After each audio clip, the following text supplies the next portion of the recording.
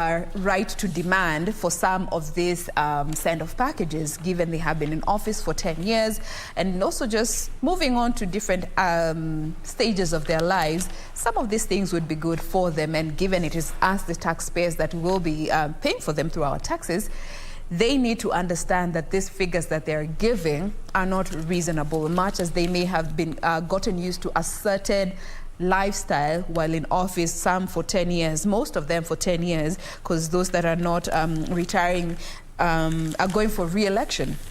But for the 21 governors that are set to retire after the constitutional 2 terms and hoping to get this particular package, I personally think it's unreasonable.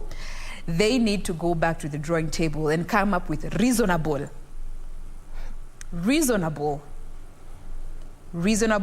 terms that are sustainable. It's not supposed to be a minting exercise where you're going to squeeze as much as you can from the taxpayer.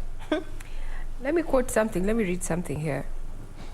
Now, a witness in a murder case recounted before an electorate court how his friend was clobbered to death by a woman after he reportedly failed to pay 20 shillings for a plate of Githeri he had eaten. And we're here talking about how much? So 2.3 billion. So someone is dead over 20 shillings. Just like the other and day, governors are demanding 2.3. It's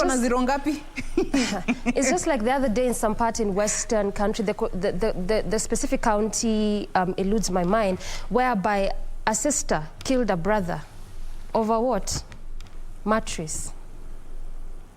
So it shows you the kind of issues that Kenyans are dealing with. Yeah. Goes back to the roots, and this is what you're talking about, 2.what billions and millions. But then I think if we look at our constitution and how we have behaved before, we've had even serving presidents getting a send-off package. Yes. You know? And, well, this move by the governors, those who are retiring, the 21 of them, maybe, you know, there's a provision for such within, you know, their service and such, would want them to be less selfish. Because at the end of the day, you opted to be elected. You actually went on the campaign trail as we are right now, asked the electorate to vote you in so that you can deliver on your promises. And we all know if we were to do an audit in regard to a majority of them, might actually have missed out on delivering their manifestos. So if it's about, did you deliver? Was there a contract? Is it a breach of contract, gratuity, and such? I think we need to stop. We need to just wake up and smell the fresh air. And I always ask myself, whenever we read of stories about, you know, where either senators, members of parliament are seen cycling in first world countries to just lower the cost when it comes to their electorate, or rather just their lifestyle.